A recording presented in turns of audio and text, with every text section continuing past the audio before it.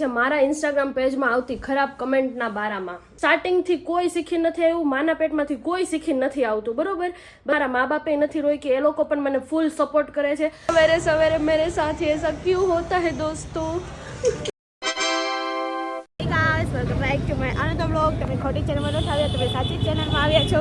આજે જાનવીના વ્લોગમાં હું શરૂઆત કરી રહી છું. Welcome back to my vlog. તો ચાલો કાળીબેન જઈએ. સ્કૂલે જવાનું છે કે ઓફિસે જવાનું છે? Officer, excuse me. Oh excuse me English. दीदी एक्सक्यूज मी का स्पेलिंग बताइए प्लीज. EXCUSMA. हाँ हाँ मैंने नो पूछो, ओके? मैंने इंग्लिश आवड़े છે. उसको हिंदी मत पूछो, उसको इंग्लिश आता है. अरे देसी गवार. તું દેશી ગવાર. ગાઈસ મેં સ્વેટર પહેરી લીધું છે. હવારમાં ઠંડી લીધે તોતળાઈ જવાય છે. મને તો બહુ ઠંડી લાગે છે અને કાળીએ તો સ્વેટર જેવું ટી શર્ટ જ પહેર્યું છે અને મેં મસ્ત સ્વેટર પહેરી લીધું છે. જો સ્વેટર ન પહેરું ને તો ખોટી મને શરદી થઈ જાય એટલે. દાદર ના ઉતરતું, હું નહીં ઉતરું. તો ગાઈસ મહેકને મૂકીને હું આવી ગઈ છું અને નાસ્તો કરવા બેસી ગઈ છું. તો આપણે ડબ્બામાંથી ગોતીએ શું છે. પહેલાં તો સેવ મળી ગઈ છે અને આ ખાખરા છે એ ખાખરા ચાટ મસાલાવાળા છે જે હું સવારમાં ડેઈલી એક ખાખરો ખાઉં. અને અત્યારે તો મેં થોડુંક મહેકબેનનું ખીચું બનાવ્યું હતું, બહુ તીખું હતું એટલે મેં થોડીક સેવ ખાધી, બાકી ડેઈલી એક ખાખરો ખાઉં. તો ફટાફટ નાસ્તો કરી લઉં અને સામે દૂર પડેલા તમને વાસણ દેખાતા છે.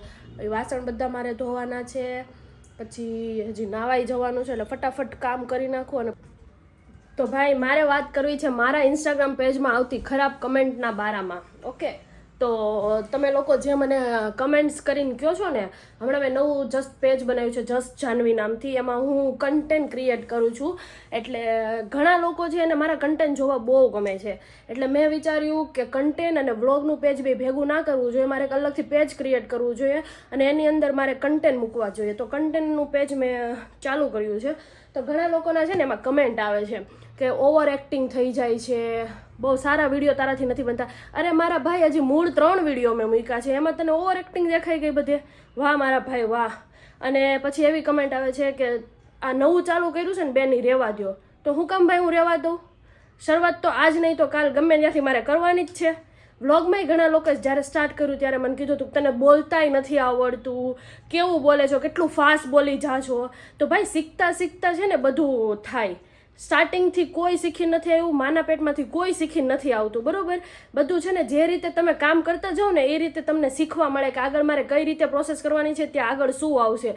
શીખશો તો આગળ તમને ખબર પડશે. તમે એ કામ કરશો, એના ઉપર વર્ક કરશો ત્યારે ખબર પડશે કે તમે શું ભૂલ કરી છે, ત્યાં કેટલું તમારે આગળ અપડેટ કરવાનું છે. એટલે મને હે ને ખોટી કમેન્ટ ના કરવી કે રહેવા દે, ઓવર એક્ટિંગ તારાથી નહીં થાય. તમે જેટલું લોકો મને કહેશો ને એનાથી હું વધારે કરીશ ને કરીશ. કેમ કે મને મારા મા બાપે નથી રોઈ કે એ લોકો પણ મને ફૂલ સપોર્ટ કરે છે. અને જે મારા નજીકના લોકો છે ને એ લોકો પણ મને કહે છે. જ્યારે મારા નજીકના લોકો, મારા મા બાપ, મારા પેરેન્ટ્સ મને કહે ને કે ભાઈ જાનવી અહીંયાથી તારાથી વધારે થાય છે, તું રહેવા દે, ત્યારે સ્વૈચ્છિક રીતે મૂકી દઈશ. કેમ કે આથી 5-6 વર્ષ પહેલાં જ્યારે હું ટિકટોક બનાવતી ને એમાં એ બહુ ફેમસ હતી. ત્યારે મને મારા પપ્પાએ ને એ લોકોએ કીધું ને કે ટિકટોક નથી બનાવવા, આપણે એ નથી સારું. સ્વૈચ્છિક રીતે હા મેં કાંઈ પણ સવાલ જવાબ કર્યા વગર મેં ટિકટોક મૂકી દીધું હતું. કોઈ દિવસ આર્ગ્યુમેન્ટ નથી કરી. કેમ કે ખબર છે ભાઈ એ લોકોએ મને છૂટ આપી હતી તો ત્યારે મેં 2-3 વર્ષ બહુ બનાવ્યા ટિકટોક. પણ વધારે કંઈક એવું લાગ્યું હશે એ લોકોને ત્યારે જ મને ના પાડી હશે ને. કહેવાનો ઇનશોર્ટ મારો મતલબ એ છે કે તમે લોકો મને ગમે એટલી ખરાબ કમેન્ટ કરશો કે બેન રહેવા દે, વ્લોગ નથી સારા બનતા, કન્ટેન્ટ નથી સારા બનતા, તો મને કંઈ ફરક નહીં પડે. અને હા, ગમે એટલી ખરાબ કમેન્ટ કરશો ને હું છે ને સીધો બ્લોક કરી દઈશ. મને કંઈ ફરક નહીં પડે. કેમ કે તમે મારા કાકાનો છોકરો નથી, મારા મામાનો છોકરો નથી, કાંઈ નથી. જો હોતે ને તો ખરાબ કમેન્ટ કરતા ના હોત. કેમ કે સાથની જરૂર છે, સહકારની જરૂર છે. સલાહની મારે કોઈની જરૂર નથી. સલાહ મારા મા બાપ અને મારા નજીકના લોકો છે ને બહુ સારી સલાહો આપે છે કે આ કર તે કર. અને હે ને મારે સાથ સપોર્ટની જરૂર છે, કોઈની સલાહની જરૂર નથી. અને મફતની સલાહ તો બિલકુલ જરૂર નથી. સાથ સહકાર આપી શકતા હોય તો મારા પેજમાં તમે વિડીયોઝ જોવો. બાકી હે ને સ્કીપનો ઓપ્શન પણ આવે છે, તરત સ્કીપ કરી દો. હું કોઈને ઘરે આવીને નથી કહેતી ભાઈ પ્લીઝ મારા વિડીયો જોવો ને યાર, મારા વ્યૂ નથી આવતા યાર, મારા વિડીયો જોવો ને, મારે લાઇક કરો ને મારા વિડીયોને યાર, મારા લાઇક નહીં આવે તો મારું ઘર નહીં ચાલે યાર. હું કોઈને ઘરે આવીને નથી કહેતી ઓકે તમને મારા વિડીયો ગમે તો જોવો, ન ગમે તો સ્કીપ કરો ને આગળ વધો ભાઈ. કોઈને મેં કીધું ઘરે આવીને તો ખાલી ખોટી ખરાબ કમેન્ટ કરવાની જરૂર હું કે ભાઈ બેન આમ ન કર, તેમ ન કર, આ તારાથી ઓવર એક્ટિંગ થઈ જાય છે, આ થઈ જાય છે. અને ખરાબ કમેન્ટ તો મારે કહેવાય ને એવી ખરાબ કમેન્ટ કરો છો. મા બેન સામે કહી દો છો. એટલે હે ને લિમિટમાં હે ને કમેન્ટ કરજો. બાકી બ્લોક કરતા મને કાંઈ વાર લાગશે નહીં. બ્લોકનો ઓપ્શન છે જ તેને સીધો બ્લોક કરી દઈશ. મારે કોઈની જરૂર નથી. હવે ખરાબ લોકોની તો ખાસ મારે જરૂર નથી. સાથ અને સહકાર આપી શકતા હોય ને તો રહ્યો, બાકી કંઈ નહીં. કેમ કે હું તમને બધાને મારા ફેમિલીની જેમ માનું છું, તો તમે લોકો પણ મને ફેમિલી મેમ્બર માની શકતા હોય એમ હોય ને તો રહ્યો મારી જોડે. મીન્સ કે મારા વિડીયોઝ જોવો, એન્જોય કરો, કન્ટેન્ટમાં સાથ આપો. તમને ક્યાંય એવું લાગતું હોય કે મારે અહીં અપડેટ કરવાની જરૂર છે, કંઈક કન્ટેન્ટ તમારે એવા મગજમાં હોય તો મને તમે કહો, કમેન્ટ કરો. સારી સારી કમેન્ટ તમે લોકો કેમ ના કરી શકો? ખરાબ કમેન્ટ જ કેમ કરી શકો? સારા ના બની શકો? સારા બનો તો શું ભગવાન એમ કહી દે કે ના ના ભાઈ, આ કળિયુગમાં આટલો સારો માણસ બની ગયો, આને આટલું સારું ના બનાવ્યો, આ પાત્રને તમે ખરાબ બનાવ્યું હતું, આટલું સારું કેમ બની ગયું? તો ખાલી એટલું જ કહેવાનું છે, સારા બનતા હે ને બહુ વાર લાગે, અને સારું બનવું કંઈ સહેલું નથી. એકવાર સારું બનીને તો જોવો. ખરાબ બનીને શું કામ, શું મતલબ? લોકોની ખોટી હાય હોય લેવી ને, એના કરતાં સાથ આપો. કોઈકને સલાહ કરવી હોય તો સલાહ આપો, પણ સારી સલાહ આપો કે દીદી પ્લીઝ તમે આ કન્ટેન્ટ ઉપર વિડીયો બનાવો ને, આ બહુ સારો રહેશે. તો ઇન શોર્ટ મારે હે ને લાસ્ટમાં એટલું કહેવું છે કે પ્લીઝ સાથ અને સહકારની મારે જરૂર છે. તો કદાચ મારા કન્ટેન્ટ ના સમજી શકે, મારા વ્લોગ ના સમજી શકે એવું હોય, અને એ લોકોને હે ને મારા વિડીયોઝ જોઈને એવું લાગે કે હું ડેઈલી સવારમાં ઉઠીને એકનું એક ઘરનું બતાવે, ખાવાનું બતાવે, તો ભાઈ વ્લોગ એને જ કહેવાય જે જીવન જરૂરિયાતની વસ્તુઓ, મીન્સ કે જીવનમાં શું ચાલે છે અને ડેઈલી રૂટીનમાં શું ચાલે છે એ બતાવવું, અને વ્લોગ કહેવાય ભાઈ. એટલે હું ડેઈલીના વ્લોગ બનાવું છું, ને એવું હોય ને તો મારા ઇન્સ્ટાગ્રામ પ્રોફાઇલ ઉપર મેં બાયો લખેલો છે, ત્યાં તમે જોઈ લો, અને લખેલું છે ડેઈલી વ્લોગર. ડેઈલી વ્લોગર કે મારા જીવનમાં શું ચાલે છે ને એ હું બતાવું છું તમને લોકોને, એટલે એને વ્લોગર કહેવાય. અને કન્ટેન્ટ ક્રિએટ એટલે મારા લાઈફને રિલેટેડ છે, કોઈના કન્ટેન્ટ છે, હિન્દીના કન્ટેન્ટ છે, અને ગુજરાતીમાં ટ્રાન્સલેટ કરીને હું તમને બતાવું છું, કાં તો પછી હું હિન્દીમાં કન્ટેન્ટ બનાવવાનું વિચારી રહી છું. તો હિન્દી મારાથી થોડુંક હમણાં આમ તેમ થશે, તો હિન્દીમાં તમે કહેશો ને યાર તને તો હિન્દી બોલતાય નથી આવડતું, યાર આ તો જો કેવું બોલે છે.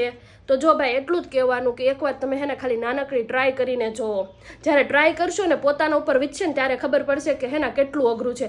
રાતના 1-1 વાગ્યા સુધી એડિટિંગ કરવું, ડેઈલીના વિડીયો બનાવવા, વ્લોગ બનાવવા, બધું હે ને બહુ અઘરું છે. અને જોબ મૂકીને આ બધું કરું છું હું. હે ને મારા ઉપર હે ને થોડુંક ઇન્વેસ્ટમેન્ટ કરું છું કે ભાઈ હું હે ને ટ્રાય કરી લઉં. કેમ કે ઇન ફ્યુચર છે ને હું જ્યારે 30-40 વર્ષની હોઈશ ને, 5-6 વર્ષ પછી, મીન્સ કે 5-6 વર્ષ પછી હું આગળ જાઉં ને તો મને હે ને જરીક કંઈ આમ રિગ્રેટ ફીલ ના થવું જોઈએ કે કાશ જાનવી મેં 2025ની અંદર વ્લોગ બનાવવાનું ચાલુ કરી દીધું હોત તો કેવું સારું હતું. હું ક્યાં હોત? આ લોકો બધા ક્રિએટરની જોડે હોત, આ લોકોની જોડે હું સ્ટેજ ઉપર ઊભી હોત, ટ્રોફી લેતી હોત, હું ક્યાં હોત?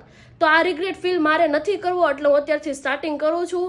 એટલે હજી તમારે લોકોને પણ સ્ટાર્ટિંગ કરવું હોય તો બેફિકર કરી શકો. કેમ કે મેં સ્ટાર્ટિંગ કર્યું ને એને 1 વર્ષ હમણાં 14 જાન્યુઆરી કમ્પ્લીટ થશે, અને મારે પણ એટલો બધો ખાસો ટાઈમ થયો નથી. 14 જાન્યુઆરીના દિવસે મેં મારો પહેલો વ્લોગ બનાવ્યો હતો, અને એમાં 2000 વ્યૂ હતા, અને બહુ જ સારું લાગ્યું હતું. ત્યારે ઘણા લોકોની કમેન્ટ હતી, દીદી તમે વ્લોગ બહુ સારા બનાવો છો, પ્લીઝ ચાલુ કરો. હું મારો પહેલો વ્લોગ છે ને મૂકીશ, તમે જોજો.